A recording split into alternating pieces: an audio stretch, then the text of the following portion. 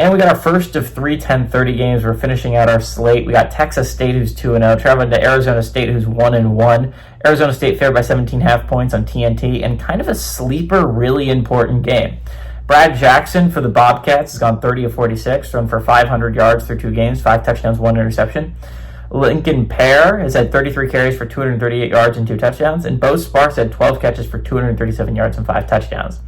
Sam Levitt has gone 35 of 61, threw for 339 yards, 3 touchdowns, 3 interceptions. Rolette Brown has had 23 carries for 148 yards and a touchdown, and Jordan Tyson's had 18 catches for 209 yards and 3 touchdowns. Arizona State is 1-0 against Texas State all time. They played last year, for those who remember, and Arizona State won a squeaker, 31-28, and that was played at Texas State, so this one's going to be at home for Arizona State. And Arizona State dropped one they couldn't afford last week. You're talking about, you couldn't afford that. You could not afford to drop the game to Mississippi State because, you just have such an insanely hard schedule for Arizona State. Talking about a game you can't drop, you cannot drop this one. Just you can't do it. You cannot put yourself that far behind the 8 ball before heading into conference play. You cannot do your non-conference 1 and 2. It's just something you cannot afford if you're Arizona State.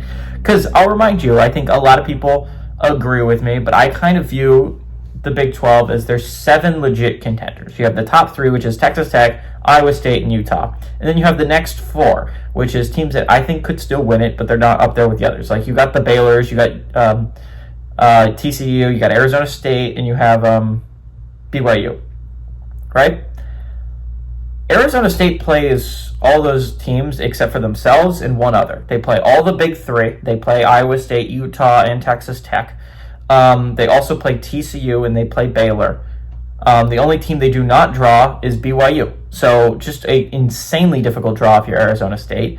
By the way, the next 4 weeks are they play Utah, Texas Tech.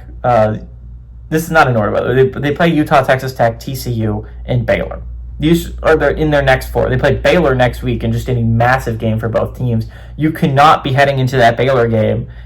You can't even afford to drop one of those 5 games I just mentioned. You're going to be putting yourself in an insanely bad spot if you're Arizona State. On Texas State side of things, you need this one to stay in the race with the other 3 big names in the group of 5, right? Right now, it's considered a race. Right now, the race is between USF, Tulane, and UNLV is what I would say the main race for that group of 6 spot is. Texas State can put their name in the mix if they can win this game. If they can get their Power 4 win, they can join that club, a group of 6 teams with Power 4 wins, and it can be mainly between those. You can add your name into the mix of 4, right? So this is a big game for Texas State to get your name back into it. Big game for Arizona State because you cannot afford to fall 1 and 2 heading into conference play in this hell of a schedule that they have laid out for you if you're the Sun Devils.